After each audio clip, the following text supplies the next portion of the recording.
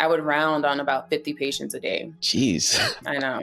You barely sleep because you're like, did the phone ring? Did I hear the phone? Did I miss it? You know, like the worst thing that can happen is a code happens and you're sleeping through it peacefully. Also, he said, how will I pay my bills if I give you that type of raise? And I was like, so now you're playing in my face. Now you're acting like I don't know how much money I make for you by rounding for these patients in the hospital. So I felt disrespected. I felt undervalued. I felt replaceable. So now I was a full-time telemedicine nurse practitioner. So then I was like, oh, and they paid me. So Wow. I was making more money, working from home, and then now I could also work on my business that I had launched.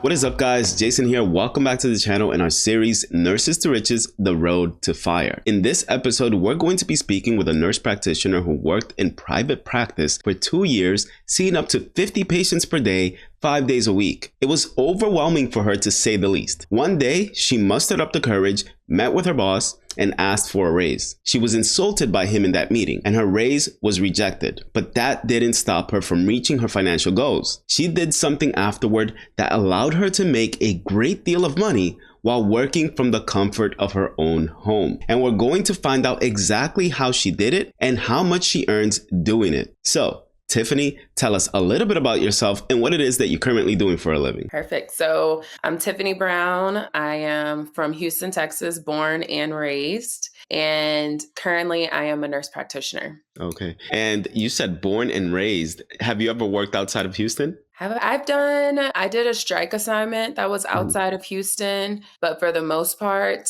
my hands-on, like my longevity has been in Houston. Interesting. And you graduated in Houston too? No, so I graduated from the University of Arkansas in Fayetteville. Oh, so was it an online program or did you go in person? I went in person. So I did all my school age in Houston, and then I went to Arkansas for all 4 years in college. That's where I went to nursing school. And then let's say I graduated, like my graduation was May 7th. We had the U-Haul packed and on the road May 8th. Like I was ready to come back home to Houston. Well, you didn't like it in Arkansas?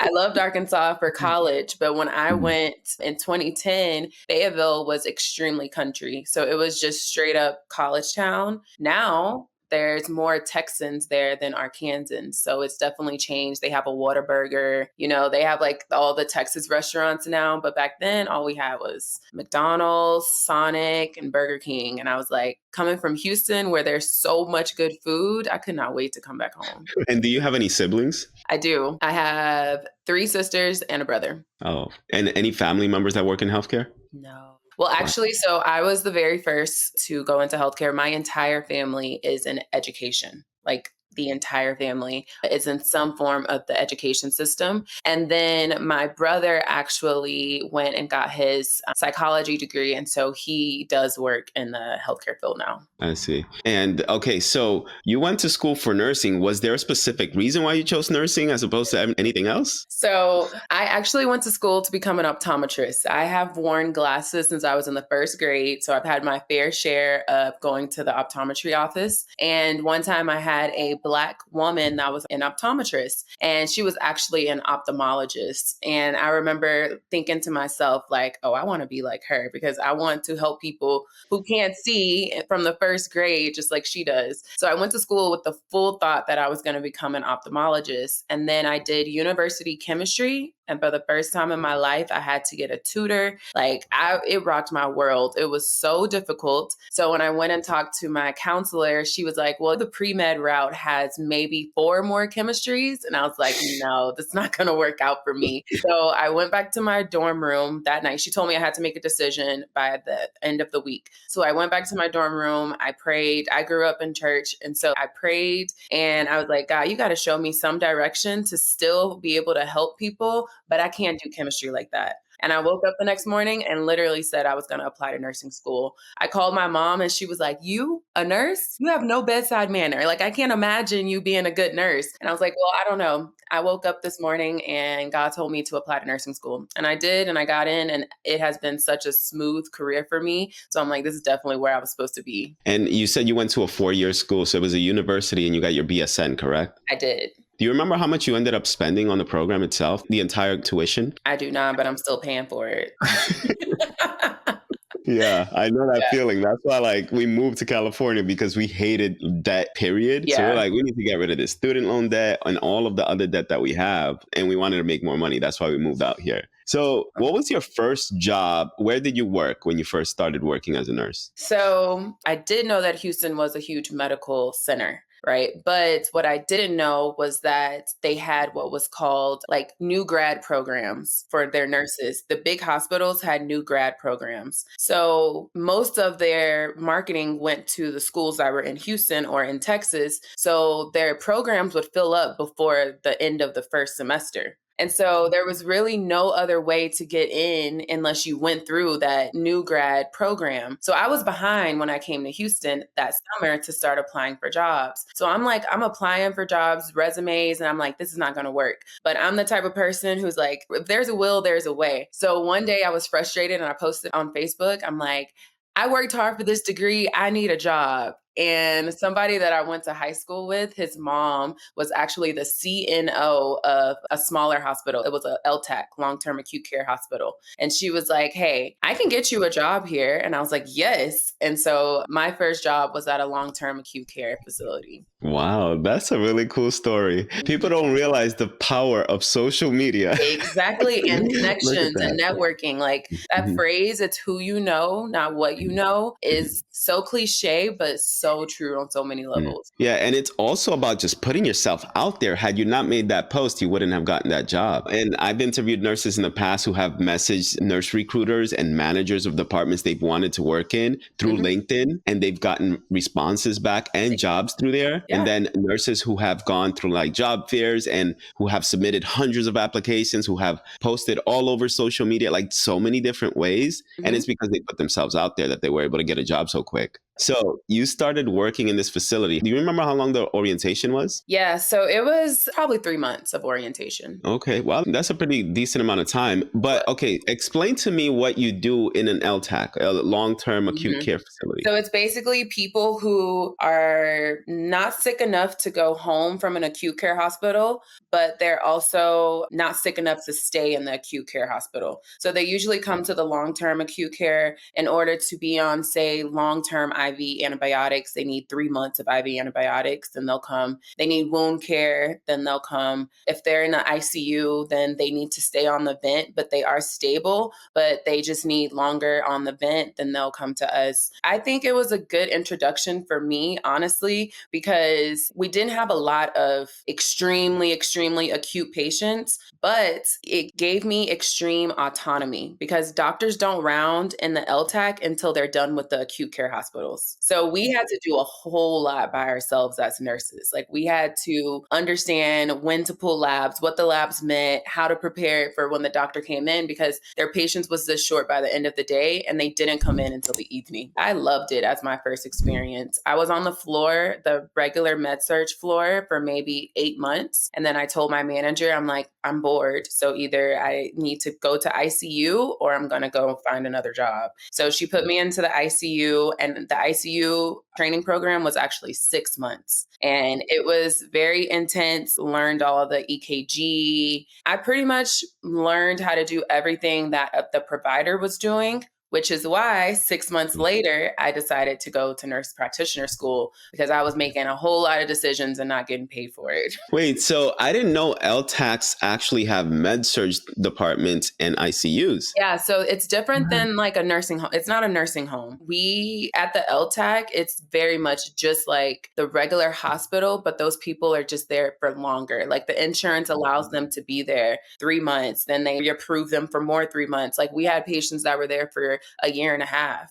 And it's just because they could never go home, but they couldn't go to a nursing home either because they don't do vents. They do trachs, but not vent. And then drips, we had patients on drips for blood pressure and things like that. So it was very much the same basics of an ICU. Like I would say that my skills were transferable to a medical ICU unit in an acute care hospital, but not like a trauma based ICU. I wouldn't feel comfortable there. Yeah, I see. So do you remember if they had any ratios or how many patients you would normally get? So in med surge, it was 6 to 1, and then ICU 2, sometimes 3. If you could get a third person if they weren't on a drip or a vent, but usually it was 2 to 1. That's actually pretty good because when I worked in New York, I remember my first job as a new grad. I was working on a tele floor and I would get up to 9 patients sometimes, with like one of them being a vented patient, Oh my a complete gosh. care. And that Yeah. was on an 8 hour shift. How many hours per day were you working? Oh, 12. See, imagine documenting on 9 patients on an 8 hour shift.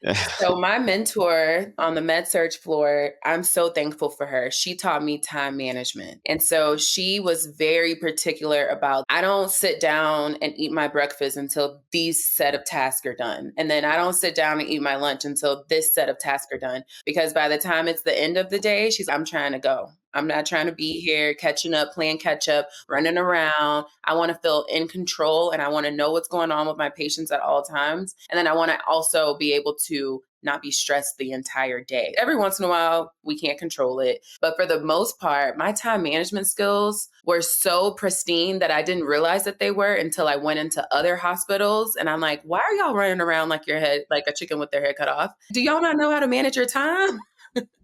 Yeah. Yeah, that's how I felt when I moved to California, especially when you're used to taking on large loads of patients. You have to learn how to prioritize and how to organize your schedule. So when I came over here and I only had to take care of 3 or 4 patients, I'm like, this is Ooh. amazing. Like, what do y'all do with your free time? Is Yes. it free Yeah. time? Yeah. And because like working in a busy hospital in New York and not having the support, you're not used to asking for help, right? So like when I came here and people are like, do you need any help? I'm like, no, I don't need any help. I Right. got it. Like, they have a resource nurse that's floating around, Yeah. like, helping you take your breaks and stuff, and Yeah. that's a whole different world. Exactly. So do you remember what your starting rate was in this facility? $26.50.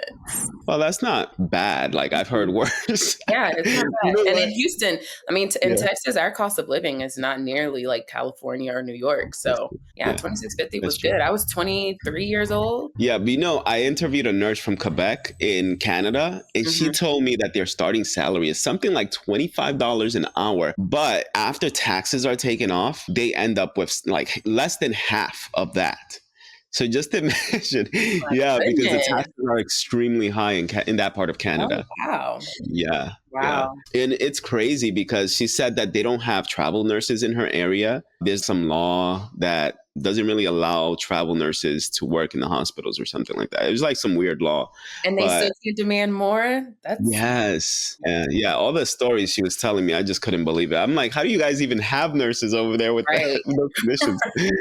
Yeah, but okay, so you were making $26 an hour over here. Mhm. Okay. And then why you said you left because you felt like you were doing too much at one point. No, Oh, that's when I went to NP school. I was mm, still there, but I went to NP school. But I will tell you when I decided to leave. So someone introduced me to strike nursing and they told me like you should get your feet wet in and now that you have a full year of experience, you don't have to start out like with the long commitment ones, do the ones that's 3 days or 4 days. So I did one and it was in Maine. And the actual assignment was super easy. I did night shift, which blew my mind because I'm a day shift girl and I had to eat all night long to stay awake. So I was like, yeah, never signing up for night shift. I don't care about the ritual. I'm not doing that. But the most beneficial part, which is why I know that I was supposed to go to that strike, was I was around so many seasoned nurses. And because the assignment was so easy, we had time to just converse. And I'm the type of person who, when I'm around people who are doing better than me or they're like more experienced than me,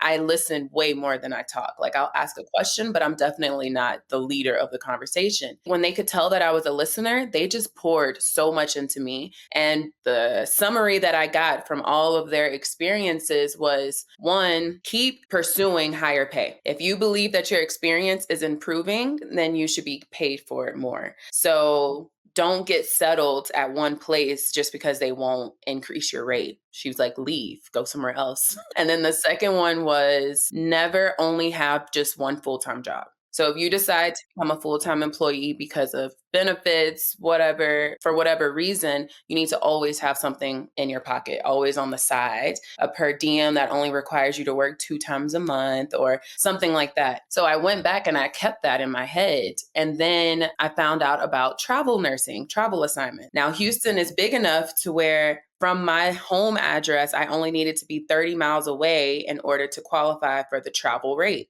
And so 30 miles away was like visiting my grandma. So I'm like, oh, that's easy. So I started putting in some applications, and I will never forget, I was in the break room and I was talking to a recruiter. She asked me how much I made. I told her, and she said, oh my gosh, you are going to scream when I tell you what I'm going to offer you. And I was like, what is it? She said, $43 an hour. I said, oh yeah, when do I start? So I put in my notice to go part-time at the LTAC ICU because I really did enjoy it. I liked my coworkers, the community. Like I didn't want to just straight up leave it. So I did that. And then I signed at a hospital that was 30 miles away for 3 days out the week for making my $43 an hour. So you basically increased your salary by 2 times as much. That's what you were making. Wow. Yeah. And were you going to NP school during this whole time? Yes. So I was in my first year of NP school, which was all didactic. So no clinicals. It was all virtual. It was online classes. And so it worked out. But then what I will say that I've done my entire career that I'm pretty proud of myself for doing is always identifying what I need in that moment from my job. Like, is it flexibility? Is it more money? Is it the support? Are they going to pay for my school? So I always identified what I needed from the job, and then I went for that option. So during that time, I needed more money because I could go to class online. I'm okay with staying up through the night and studying, but I needed more money. I had just bought a house as well. And so I went for the higher rate, even though I was tired because I still had to do my part-time, my once a day at the LTAC, once a week at the LTAC. So, but ultimately I was making more money. And then when I got into my last semester of grad school, I transitioned to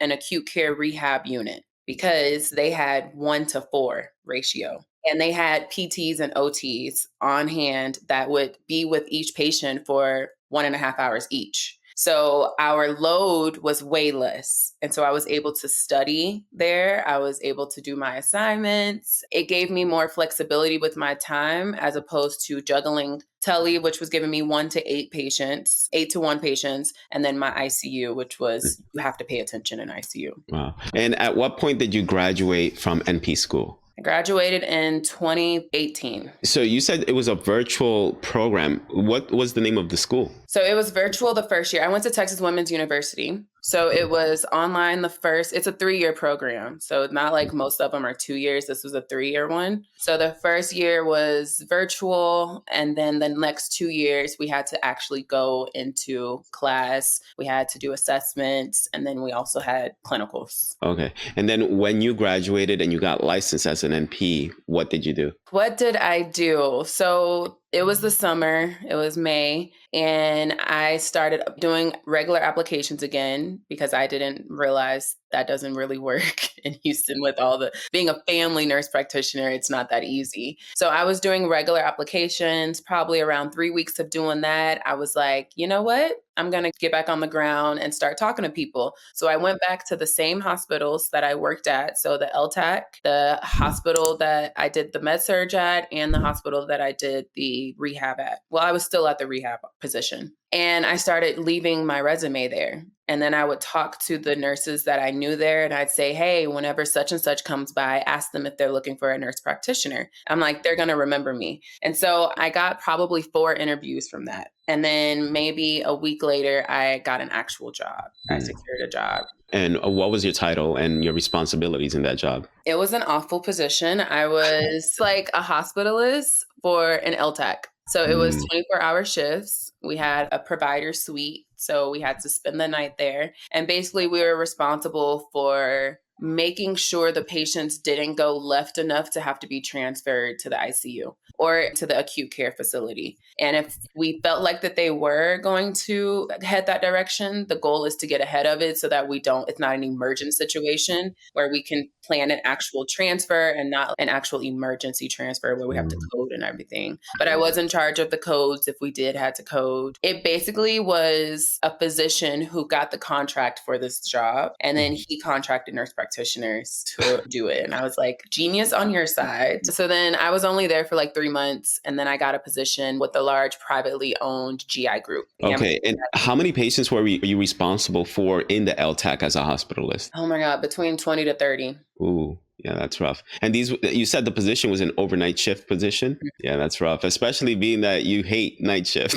Exactly. And so I would have to go to sleep and I had like pajama scrubs. I had a version of scrubs that was only made for me to wear at night. You barely sleep because you're like, did the phone ring? Did I hear the phone? Did I miss it? You know, like the worst thing that can happen is a code happens and you're sleeping through it peacefully. I would assume that a lot of hospitalists have PTSD when they're done with their jobs. Right. Like you would just wake up in the middle of the night, like, was that a phone? Was that a code? But it was not, I mean, it was 12.50 per shift. So Oh, damn, girl, that's pretty good. yeah. I mean, like Wait, it was 12.50 per shift. so how many shifts per week were you working? I like to do 2 at a time because it doesn't Yeah, make sense to break them up. So yeah. I would do between 2 to 3 a week, but usually just 2 a week. Wow, that's still pretty good. I mean, you're making what, $2,500, 500. Mhm. $2,500 every week. Mhm. Wow, and you don't get taxed on your income in Texas. We get On your taxed on our income. We don't get state, state tax. We state. just get That's what I federal meant. tax, yes. Yeah, that's what I And meant. this was a 1099 position, so I created the whole LLC, and then I was able to deduct a whole lot of things. So having that was helpful, and I still was working at the rehab facility. So Mm, I really considered it like bonus money because the rehab facility was still I was making enough to pay all my bills. So it was mm, like bonus money, but it was awful being like I mm. didn't sleep. And Yeah, so it's 2 days of not sleeping and then you have to recover for 2 days after that. So really that's true. So, how does a hospital hire someone who's a 1099 employee? Like, if you're an LLC, for example, how do you approach the employer and say, "Can you pay me under my LLC instead of like my so personal?" what so I'm not a huge I haven't done it more than once. But when they give you the form to fill out as a 1099, on there it has where you can put your business name and your business EIN. So I would just do it. And then I only had them say no once because when I did contracting, when did I do travel again? Oh, during COVID. I did a contract during COVID and I put my EIN on there and they're like, "Oh, we can't do that." They made me a W-2 employee even though it was I for a short amount of time. But yeah, I just put it on there and then if you get kickback, I would just ask them why. I'm like, you're still paying me. You're paying me 1099. You're not taking taxes out. So what does it matter which Mhm. it goes to, you know? So you were working for this private practice after that, right? And Yes. how long were you working there for, and what was your responsibility there? I worked there for 2 years. Mhm. And as a GI nurse practitioner,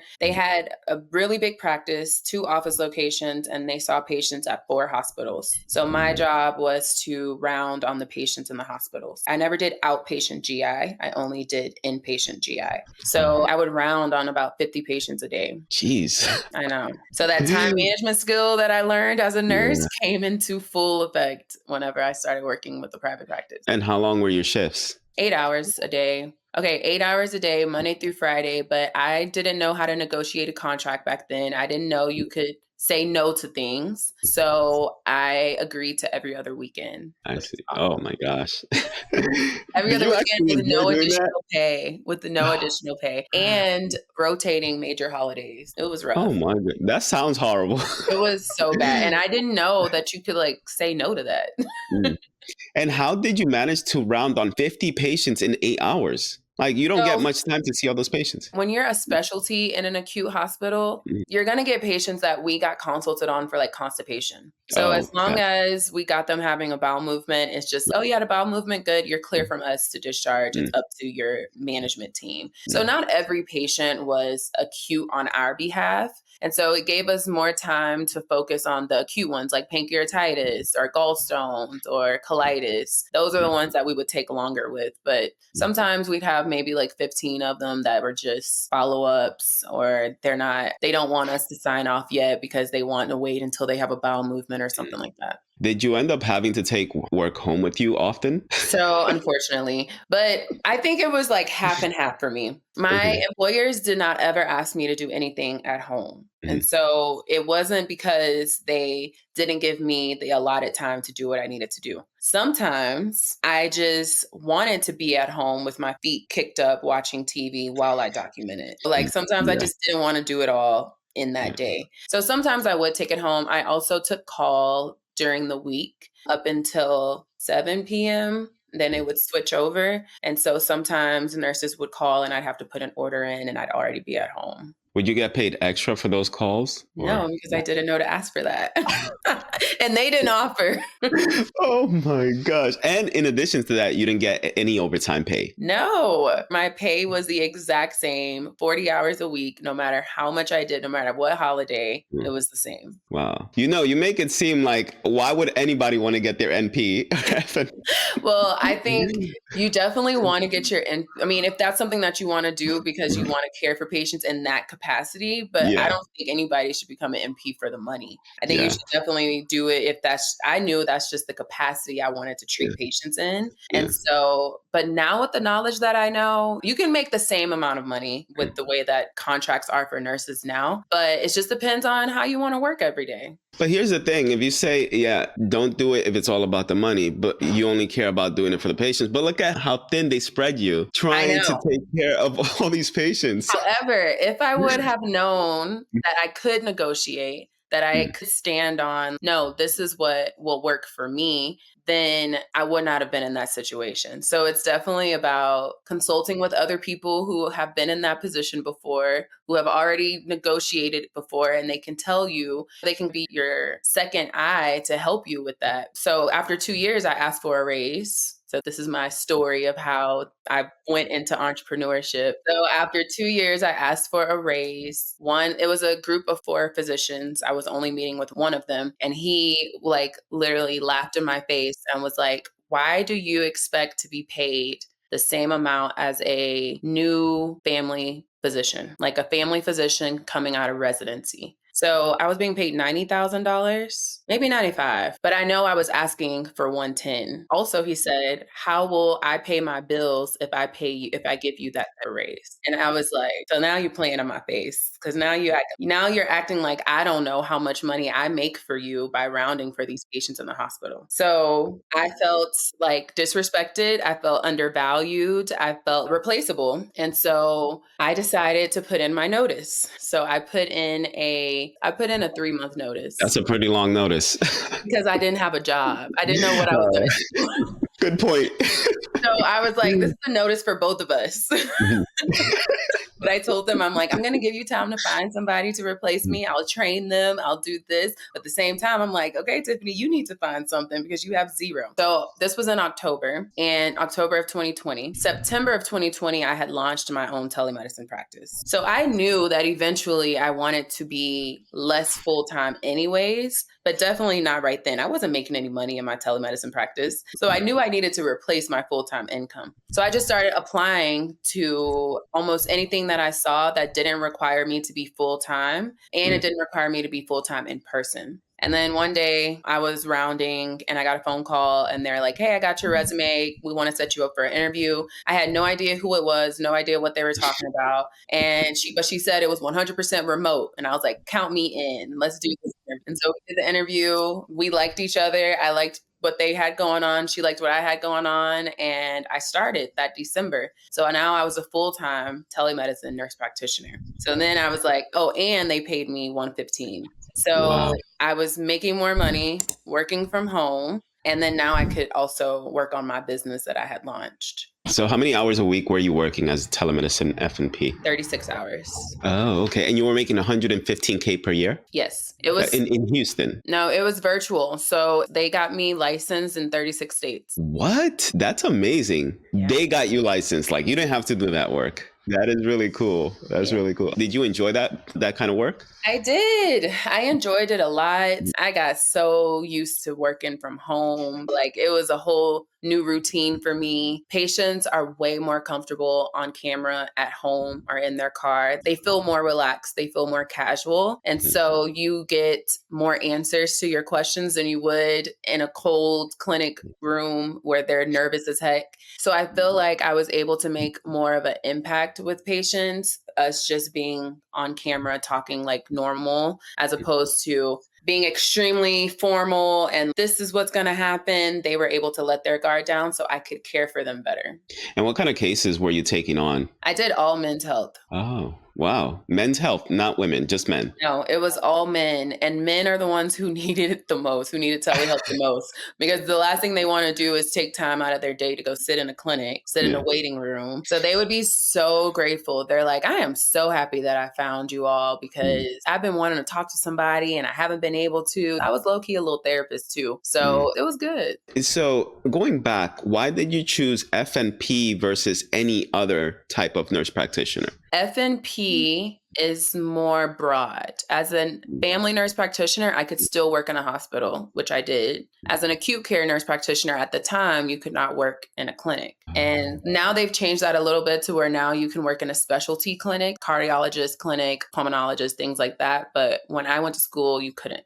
The reason why I ask is because I previously interviewed a nurse. I believe her name is Iman. She went to school for her nurse practitioner license, but she got licensed as a psychiatric nurse practitioner. And you tell me you do a lot of therapy in your sessions. So she actually got licensed as a psych nurse practitioner and she opened up her own private practice. She made like $600,000 last year working virtually. Love it. Yeah. Yeah. Definitely. Psych NPs can make so much because mental health care is so needed right now. So when I say I do therapy, it's not like that kind of therapy. It's more just like intentionally listening, asking them questions that people have probably never asked them before, just being there for them. But God sent special people down here to help as therapists, and I am not one of them. I feel you on that one.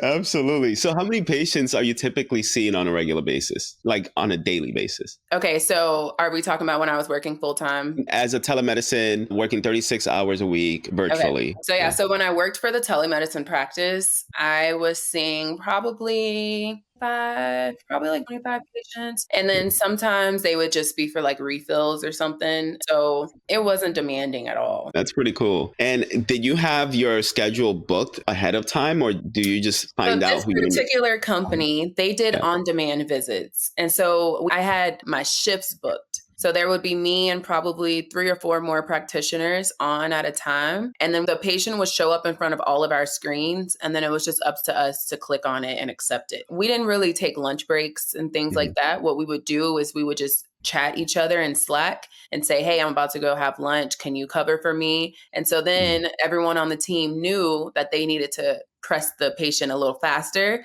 because we were one provider down. It was all instant queue on demand, which meant so like on holidays, they still were open, but nobody's making appointments on a holiday. So it was just free money. And we got paid double time because of holiday pay. Yeah, it was good. And so I'm like, heck yeah, I'll sign up. And, I had the little slide thing on my camera to make sure that I didn't accidentally accept a patient. And then I just do whatever. It made a noise whenever patients popped up. It would make a noise. So you could be like walking around the house. And then when you hear the noise, if you hear too many, then it's not being picked up by people and then you can come. And did you have to have your camera on while you were having this conversation with the patient? Yes. I had to have mine on. In some states, it's required that the patient has their camera on for you to verify their identity. In other states, it's just required for you to hear their voice. And in other states, you can do it just by chat. So if the patient was uncomfortable and they didn't like their camera to be on, but they were in a state that required me to visually see them, I would say, can you please just turn your camera on long enough to confirm your name, your date of birth, where you are, and then you can turn it back off. So it just mine was always on though. Oh, I see. And I asked that because I was like, wait, maybe you can just have the camera off and walk around the house while you have your Bluetooth headset. Some shifts they did have, before they hired nurses, they had us also acting as nurses on the triage line. And so that was phone. So we could just have our headset in. If it was Bluetooth, we would just accept it and you could be wherever talking. So we did have some shifts like that until they expanded to nurses. Yeah, I have coworkers who left the emergency department to go to the call center and they got paid the same amount that we get paid in the ER and they're working from home. It's crazy. I'm like, they tell me it's such an easy job that they can work from home. But the one thing that they do dislike about the job is that they said that they get no breaks in between calls. So as soon as they're done with one call, the next call, they have to pick it up. So I have worked after I left that telemedicine practice, because my business started growing, I started contracting with other telemedicine startup practices that were more like urgent care virtual visits. And so those practices were like that. So as soon as I hung up, they were assigning me another patient. And I did not like that. So I didn't last long in the virtual urgent care space. Gotcha. All right. So at which point did you feel like I need to focus more on my own business as opposed to this job that I have?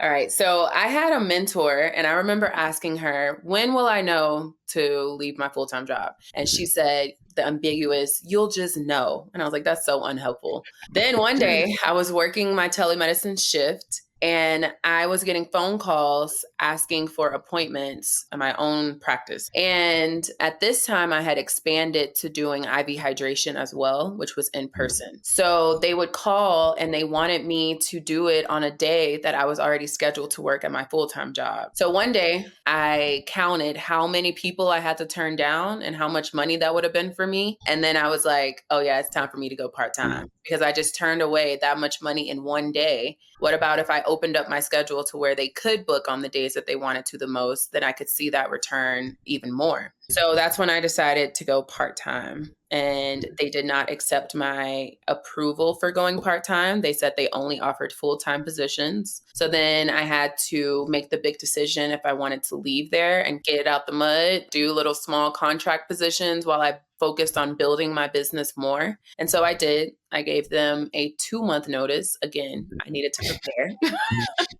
So I gave them a 2-month notice, and in March, and then I found a part-time job. Now the part-time job paid me double per hour. So that meant I could potentially make the same amount as I was making at my full-time job with part-time hours. And the way that I was able to negotiate that was because I had 36 state licenses already. So I could technically do the job of like 7 different nurse practitioners. So I was like feeling confident. I put in my notice. I'm like, yeah, I'm out of here. And a week before I was supposed to start that part-time job, they went on a hiring freeze and took my offer back. So then I was unemployed. So I looked at my savings account. I had sold my house. This was in March of 2022. I had sold my house in November of 2021. So I had the money from selling my house in my savings account. And so I made the decision that I had enough to live off of until that summer. So I was like, you're going to go so hard in your business. You're going to study what you need to study, marketing, and you're going to start making enough to live off of. And so I did. I budgeted my money that I had in my savings account. I studied marketing. I learned what I needed to do to grow my practice. And then I started being able to pay myself to replace, well, at the time, I did not replace my full-time income, but I definitely replaced it enough to where I didn't miss the extra money because I had it in time. So I was able to spend time with my family, spend time with my friends. I was traveling. So I didn't really miss that extra. I think it was like $1,500 I was short of paying myself the full-time salary. Okay, so at that point, the main focus was your business, the private business that you had. What kind of services were you offering to your clients? Aside, you said IV hydration as well, right? So aside from that. So my practice blew up with, you're going to probably laugh when I say it, but with vitamin B12 and vitamin D supplementation. Like, And that's probably never because guessed. of COVID. Was that because of COVID? No, it wasn't even Really? because of COVID. Wow. It was because I read this book. I found this book on Amazon. And it's about B12 deficiency and how often it is underdiagnosed and overlooked, especially for neurological diagnoses. So I read this book and it was written by this expert. And basically, he was helping people who had diagnoses like you'll never walk again, like you can't walk. And he would put them on high dose B12 injections and then they would start walking again. Right. And so another one is skin, like skin issues. So a lot of people think that they may have psoriasis or eczema, or they'll just wake up with blotchy parts on their skin and it'll keep on going. Sometimes that is actually B12 deficiency. And so I read all of this and I'm like, oh my gosh, there's so much. And darker people, especially African Americans, their knuckles can get really dark right here and right here. That's a sign of vitamin B12 deficiency. So I basically found different people to try this vitamin B12 regimen on, this high dose vitamin B12 regimen on, and it helped a lot of people. It helped them sleep better. It helped them regulate their metabolism. It significantly helped me with my mental clarity. I can tell when I don't have a lot of B12 in me because I get brain fogged very easily. So I studied it, I trialed it, and then I marketed the heck out of it. And then I did the same thing with vitamin D because vitamin D deficiency can mask itself as anxiety and depression. And so I ended up working with a therapist. I helped her with her vitamin D deficiency. She went from 12.7 to 70. And her entire life, she felt like a curtain opened up for her. She got off her anxiety medications, off her depression medications. And then she started referring her clients to me. So then I learned the power of referrals and partnerships. And so then I grew my practice like that by partnering with dietitians, nutritionists, personal trainers, yoga studios, and things like that. Wow. What a journey. Yeah. But you put in the work though. I You really know. put in the work. I did. And then that summer in 2021, that's when semaglutide came out. So then I had a patient, I didn't even know about it. I had a patient who was losing weight in my weight loss program. I was using supplements to help them lose weight. I don't know if you've ever heard of Lipo-C, but it's an injection that if you're active, it will help you shed inches and pounds by increasing the supplements that you already have in your body. But we just don't have enough of it usually. So it was nothing was medicated. And she came to me and told me about this medication. And I'm like, okay, I'll research it. And I researched it and I was like, oh, it has amazing results. Like the clinical trial had just came out in 2020. And so I learned the compounding pharmacy I was using was already had it on formulary. So I started prescribing it to her. She lost a lot of weight. I started prescribing it to more people and they started losing more weight. And I was like, oh, this is great. So then I created a whole program around it, making sure that they stayed active. The rebound weight loss is real. So you do a weight loss medication with no lifestyle modifications, you're going to gain it all back. So then I created a full program where they would enroll into this program. We would work together to identify where they can exercise more, maybe just walking around the building at lunch instead of actually sitting down and eating a lunch. Put on your tennis shoes, walk around the building 5 times, and then go back there. So little things like that. And I am very proud to say that my very first patient that I put her on that medication, she's been off of it for almost 2 years now, and she's only gained 5 pounds. Yeah. So then I transitioned to overall productivity and weight loss for busy professionals and entrepreneurs. How long does it take you to create these programs? Because it sounds like it's really in depth. So probably like if I put my mind to it, probably like a month because I like to do research. You can look even on my telehealthpreneur page. I am not like a fluffy person. I'm always like, this is what you're going to get. If this is not what you're looking for, then I'm not who you're looking for. So I always talk to the pharmacist to see like what the contraindications are, how long they can be on it, talk to nutritionists to learn about the most important aspects of what they should be including in their diet and things like that. Wow, that's beautiful. Do you have any employees that you work with, or are you doing all of this by yourself? No, I did all that by myself. What?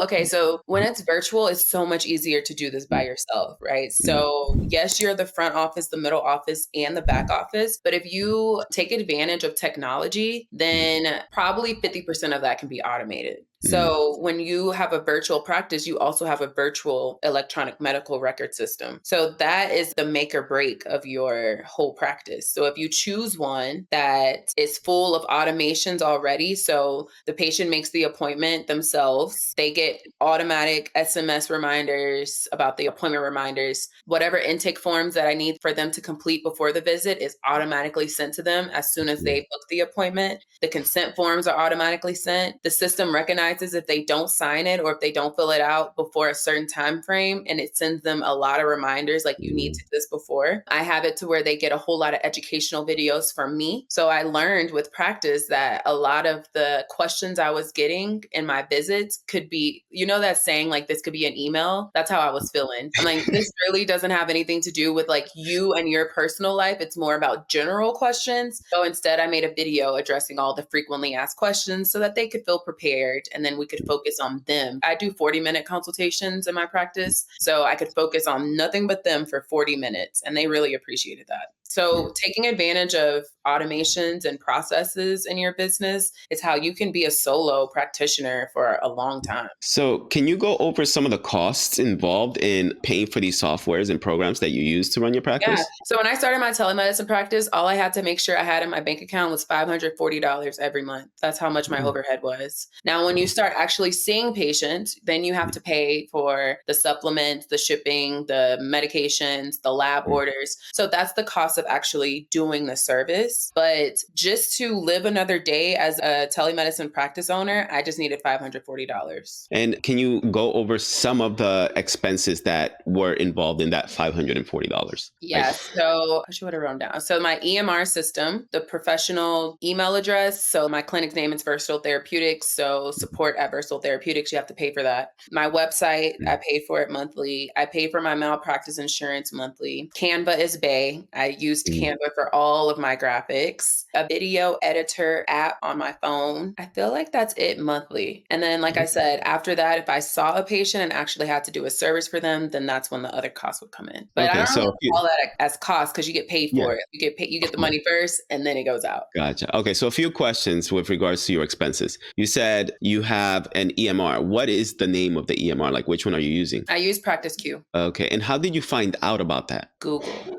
So when I started in 2020, there weren't a lot of EMR systems that were made for virtual practices back then, or even for small practices. We know the big ones that the hospitals have, and then we know the big ones that like big family offices have, like Athena. But those, unbeknownst to me, those cost thousands of dollars. And so I was like, there's no way I'm paying that, and there's no guarantee I'm going to see patients. So Googling like cheap EMR systems for solo practitioners, and there were like the top 5 that came up. Those 5 are still around, but since then, even more have came up, right? So then I just found the one that was the cheapest, to be honest. Actually, the cheapest was free. So it wasn't the cheapest, but it was the cheapest and the most user-friendly because I didn't have the capacity to learn how to become a coder. And so the free one had a whole lot of coding going on. So I chose the one that was more user-friendly. And then you said you have a video editor app. So does that mean that you edit all of your videos? I do. You need to stop doing that. I do. So, okay, wait. This is when I started in my practice. I was editing all my videos. Yeah. Now I do have a designer who helps me. Yeah. Okay. But I still am responsible for the trimming and the piecing together because I can't trust people to not leave, to not take out whenever I scratch my nose or like I sneeze. And I'm like, why would you keep that in there? So I still do that part, but then they do the graphics that pop up and me pointing to something. They'll do that part. You know, I used to be like you. But okay, so my business revolves around mostly like video, right? And it's like on YouTube. Now we've actually kind of migrated a little bit more towards short form. So we're doing Instagram, TikTok, and Facebook Reels and YouTube as well. And I don't know, like a year ago or so, I said to myself, because I was doing long form at the time, only YouTube. It used to take me anywhere from like 26 to 32 hours to edit one video because I would just be such a perfectionist. I'd want everything, every detail to be perfect. And then I realized, you know what? I need to just trust the process and let somebody else do this. And it took maybe a video or two before, maybe 2 videos before that first editor got the hang of the type of style of videos that I wanted. And he was way better than I was at editing the videos. Yeah, but I was paying him, I think it was like $375 per video, right? So that was a lot of money at the time. And then I stopped using him because he changed his business model. And then he was charging like, it was a subscription-based model where he was charging about $3,999 per month for, I believe it was like 8 videos per month. But I was like, there's no way I'm going to pay for that. I'm not even making that much money off of YouTube. There's no way I'm going to pay for that. So I went back to editing my own videos and I was like, okay, this is really still taking me a long time. I need to hire someone out. And thankfully, I watched a lot of YouTube videos on how to grow your business. And I ran across this guy who was making a video about how he hired he called it a setter. So a setter is someone who solidifies a deal in your business and gets you that customer. Right. So he said he found his setter on this job website called onlinejobs.ph. And he was only paying his setter something like $2 an hour. And I was like, what? That's awful. Like, why would you only pay somebody $2 an hour?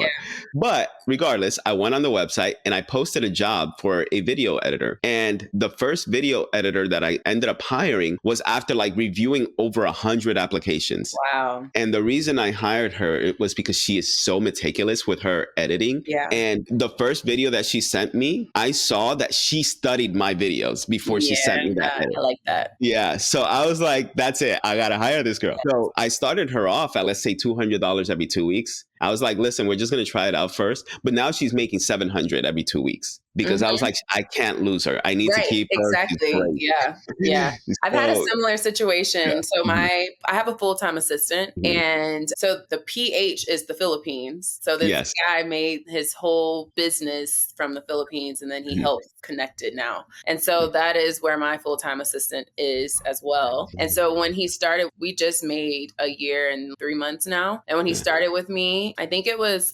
I think it was like $5 an hour. Mhm, He's so good that I'm like, I can't imagine my business without him. yeah. That since then, we're at 12 an hour, I think, but Wow. with quarterly Yeah. bonuses, which Yeah. equals the same as the hourly. But yeah, I'm like, I cannot lose you at Yeah. all. The Yeah. way that he pays attention to branding. So he does all my digital products. So all my PDFs, my handouts, my course thumbnails, my YouTube thumbnails, all of that. That's what he does. But he's more meticulous than me. He'll send me something and wait, it needs to be scooted over a little bit to the left. Let me re-upload it. And I'm like, okay, sure. Like I didn't even notice. That is amazing. And that's why when we do find these people, we got to make sure they're compensated well enough so that they Yes. don't leave us. Yes. I'm like, we talk about it all the time. I'm like, are you okay? Are you Yeah. good? But have you done Yeah. the conversion from USD to, I forget what their money is called, Yeah, it's like Filipino peso. Filipino? Yeah, I forgot what it was. It's something like 50 pesos for every US dollar, something like that. Yes. Yeah. Basically, what some of them get paid per month from American owned businesses Mhm. is how much it takes for a 4 people family to live off for the year. Oh, yeah, absolutely. I actually looked at it because I wanted to make sure I was not underpaying my Right. employees. So the average salary in the Philippines is actually about 300 to 400 US dollars, right? So I'm paying my editor $1,400. So she should be living comfortably at this point. I hope, Mhm. Yeah, she's watching this exactly. video. So I hope, Meryl, that you're living comfortably I with the know. money that I pay you. Mine too. Mine too. No, I know mine is happy. He just got Mhm. married. He had a wedding, Awesome. and he's like, Yeah. none of this would have been possible if it wasn't for our relationship. Because he's so good that I taught him how to start his own agency, to start doing stuff outside of me. Because I hire him full time because sometimes I do need the full 8 hours a day, depending on what project I'm working on. But he has a lot of time. So I'm like, you're so good. You need to be making money extra from me. So I Yeah. helped him actually start his business, and some of the practitioners from my course, they use him. And so Wow. then he makes extra from that. So he's very happy. It's good. That's awesome. So, okay, now let's go back to your business, right? So, you are running this private practice now. It's all virtual, but you said at one point you were doing IV therapy.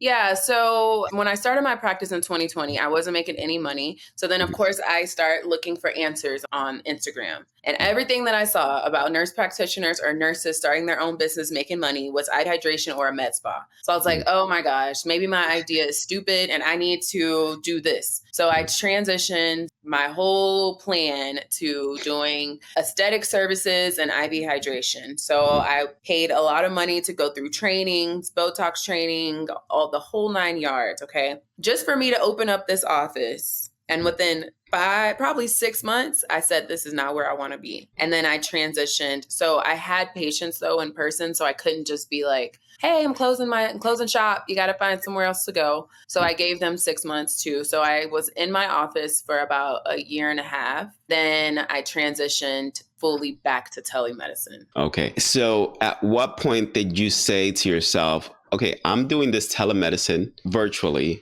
I need to transition to something else because right now you're doing something. It's not just telemedicine that you're doing something else. And what is it that you're doing? Are you referring to the telehealthpreneur platform? How I Yes. transit. Okay. So my business page, my clinic page on social media started gaining a lot of traction. So I was out there doing reels, the lip syncing reels as soon as they came out. So I figured out how to do reels. I was the pointing, I was doing it all. And so because I was doing that as a provider in her own practice, it gained a lot of traction from other providers that had started their practice or they were interested in starting their practice. Some of them had started their practice and they weren't making any money. And they were like, girl, how are you making money? Or like, where are you getting B12 from? Like, they didn't even know how to get the supplies, the resources that I was using. So I was just answering their questions in Facebook, just answering their questions. And then one day my mentor said, you should be paid for that. And I was like, really? Me? And she was like, yeah, you should. Like, make a link. So I just used my EMR and I created a link that was specifically for book a consultation to pick my brain. It was like 30 minutes for $25. And people were booking it. And the way that the questions they were asking were the same questions over and over again.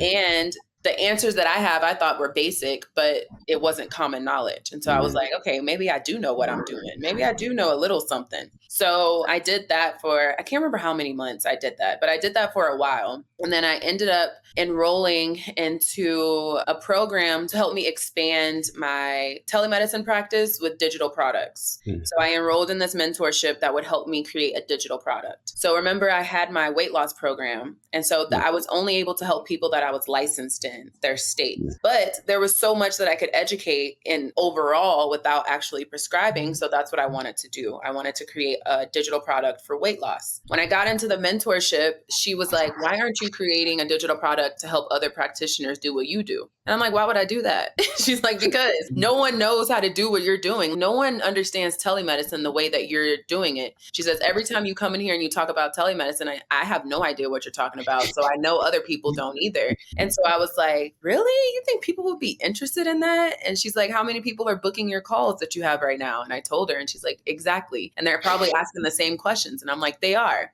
So she convinced me to transition from my weight loss program to building a program to help other practitioners start their own practice. And so that's how Telehealthpreneur came about. So I was doing them simultaneously, but it got to a point to where I noticed that when I focused too much on the coaching business, my practice suffered. And then when I focused on the practice, my business suffered. And for me, both sides, people were paying me money for my attention and my knowledge. And so I felt like I was doing a disservice to both of them by pulling my attention to one or the other. And so when I realized how much of an impact I was making, helping other practitioners start their practice and they could go out and help other patients, then I was like, I'm going to focus on this for a while. So then I slowly pulled back from my practice, but all I did was stop actively marketing. So I didn't close my doors. I didn't say I was going to stop seeing patients. I continued to see the same patients that were in my practice already. All I did was I stopped actively marketing. And so I transitioned my attention to the Telehealthpreneur platform page.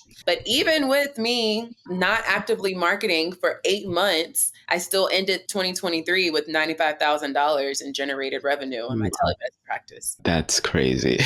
Yeah. My gosh. Oh, one question I have, because all people on our videos, our viewers are always asking us this. Who was your mentor? My mentor was Kiana Jones, Sidepreneur Nurse. Yes. Yeah, she was the her. one who helped me with the digital product. And then my first mentor that I spoke about that told me, she was the one who basically told me, like, you'll know when to quit. She was my very first mentor, and her name is Adrienne, and she's at the Glow Guru on Instagram. So she helps people. Neither one of my mentors actually help with telemedicine.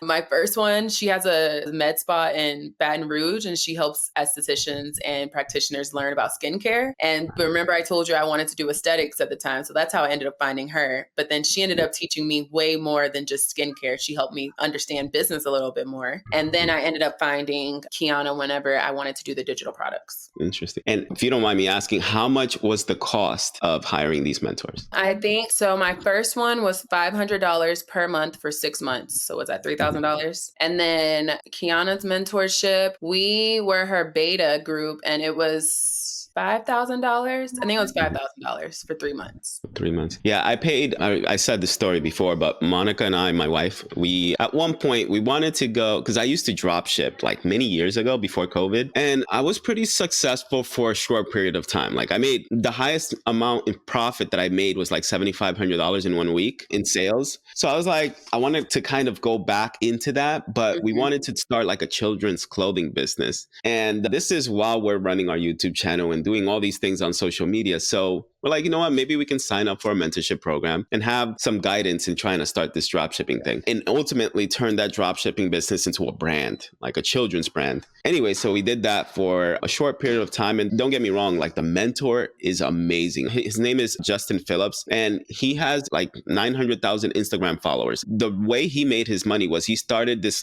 company. It was a clothing company called Support Black Colleges. And during the George Floyd era, that's when it got got really big, and he ended up selling his company like a few years after he started it for like $10 million. Oh, Yeah, he was like one of the biggest sellers on Shopify at the time. So Shopify featured him and everything. And then he decided to show other people how to do what he did, is like how to grow a successful clothing company. And when we joined his program, we thought that was what we were going to do, until he came back to us and he said, "What are you even doing with this? Like, you guys have a platform of nurses who are interested in nursing and you want to start a clothing company." right.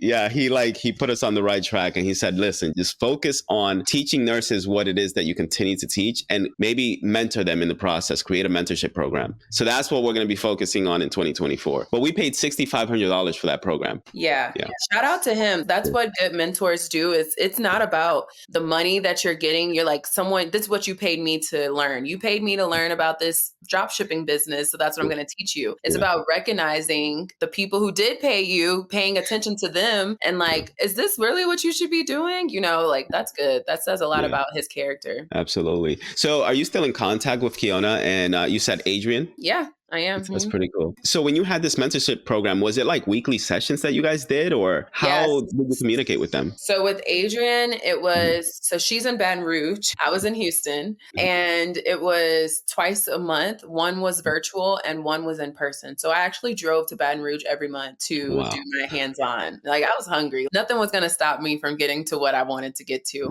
And I actually decided that I wanted to go with her because I resonated a lot with her and how she presented herself on social media, and how she's not a fluff girl either. She is straightforward. I'm going to tell you it, whether it hurts your feelings or not. This is what you need to hear. And that's what I need in a mentor. I don't need someone to make me feel good. You know, I can make Yeah. myself feel good. I pray, but I need someone to tell me this is what you need to do. So that's why I chose her. And then Kiana's mentorship was, we met weekly live. We did live calls weekly. And then she would give us assignments and check up on us the following week to make sure. It was like accountability. It was guidance and then also accountability. Awesome. Okay. So at this point, how much are you generating on a monthly basis, if you can go over those numbers? So for my telemedicine practice and my coaching business, about 30,000. Oh my goodness. Wow.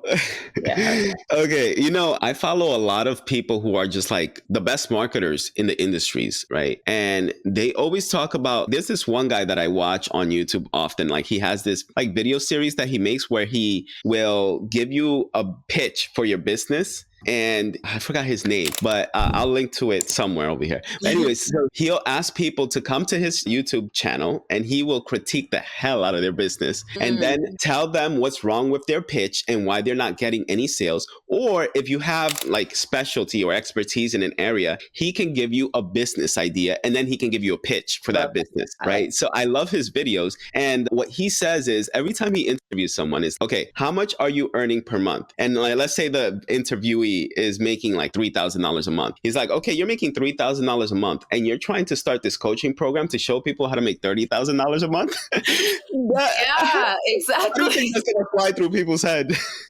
Exactly. Yeah. I think about that a lot too. Okay, so my telemedicine practice, I told you how much the overhead cost was, right? This coaching business, whole different beast. So Really? it's like I could retain so much more of my profit just as a straight telemedicine practice than I can as my coaching business. I spend about $12,000 per month on marketing in my coaching business. Wow. And so it's, that's how much I bring in per month. But I paid myself in 2023, I paid myself $157,000. So yes, my business has the potential to make a whole lot, but when you separate yourself from the actual amount that you're going to pay yourself, two different ball games. So that's why it's like when people market, I can teach you how to make a 6-figure business. Cool. But how much am I taking home from that 6 figures? That's true. That is so true. So, and how did you structure your business now? How is it structured? Is it still an LLC? Is it an S Corp? It's a PLLC that files as an S Corp. So I'm officially an employee of my business. Oh, okay. And how do you pay the employee that you've outsourced from the Philippines? So pay him just as a contractor. Oh, so okay. Okay. Through PayPal. Gotcha. Okay. And what is your goal going forward with your business? Let's say 2024 goals and onward. Okay, 2020. So right now, my coaching business is only teaching practitioners how to start a practice. But what I'm noticing is there's a lot of practitioners who are go-getters and actually started it themselves already, but they're not making money. And it's because of the marketing piece. And I spent all of 2023 studying marketing heavily. So I understand marketing now. And that's the piece that's unfortunately missing from small businesses. So in 2024, in May, I'm launching a community just for practitioners who have launched already. And they just want to learn how to automate, manage, and scale their practice. I'm also planning to merge my clinic and my coaching business. So Telehealthpreneur will merge with Versatile Therapeutics to become like a one-stop hub for like a directory of where patients can find providers that are specific in their niche. So like if a patient comes looking for someone to help them with PCOS, I'm sure someone has gone through my program that helps women with PCOS. So then they'll be listed on there. So like a Psychology Today, but for private owned practices. That's pretty smart of you to do that. Yeah. You have your students on one side who are all practitioners in their own industries, and they specialize in something different. Like every one of them will specialize in something different. And then you have your clients who are looking for those different providers in those different specialties. That's amazing. That's really smart. Thank you. Because I have Yeah. people on my clinic page that will be like begging me, like, can you please start prescribing in Kentucky? Please. I've been following for a year. I need you to start prescribing. And I'm like, I can't, but maybe I can connect you. So I always refer them to people because I have such a network now. But yeah, that's my goal. By the way, that marketer's name that I was talking about, his name is Dan Henry. You need to look him up. I've heard of him, but I don't think I've seen that series. But yeah, I've heard of him. Yeah, so Justin Phillips, the mentor that I had, he actually went to a conference with Dan Henry. And I remember he also met like Alex Ormozy. I don't know if you know who he is. But yeah, so Dan Henry charges about $100,000 to $150,000 just for you to like pick his brain for like half a day or something like that. Better have a good question. Yeah, so that's why I watch his videos, because he offers this advice to people for free on their YouTube channel, on his YouTube channel. Yeah. So I'm excited to see where your business is going to go going forward, because I think the way you're approaching it for this year and going forward is a really good way to look at your business, because you're looking at the opportunity of not only being able to make more money, but also helping both ends of your customers, like the clients that you have and the customers that are signed up for your coaching program. Yeah. Wow. And like, because marketing's such a big deal, a lot of mental health providers do so well because there are so many directories already doing the marketing for them, and they'll put their information on those directories. And as long as they know how to present themselves well and make it clear who they can help, then people are going to click on their profile. But there's really no type of platform for any other niche outside of mental health that has those type of directories. Yeah. Absolutely. All right. So if I have viewers on my channel who want to reach out to you, how can they reach out to you? So I am at Telehealthpreneur on everything: YouTube, Instagram, Facebook, and TikTok. If you're interested in starting a telemedicine practice on the side, you don't have to quit your full-time job, and it doesn't matter if you're in a restricted state, then I would like for you to join my free live webinar, and you can sign up with the link. I'm sure you'll put the link at the bottom. So you can sign up there, and you can ask me questions as well at support@telehealthpreneur.com. If you enjoyed this video, then subscribe to the channel and watch this video here, where I speak with a psychiatric nurse practitioner who built a private practice from the ground up and now earns over $600,000 per year.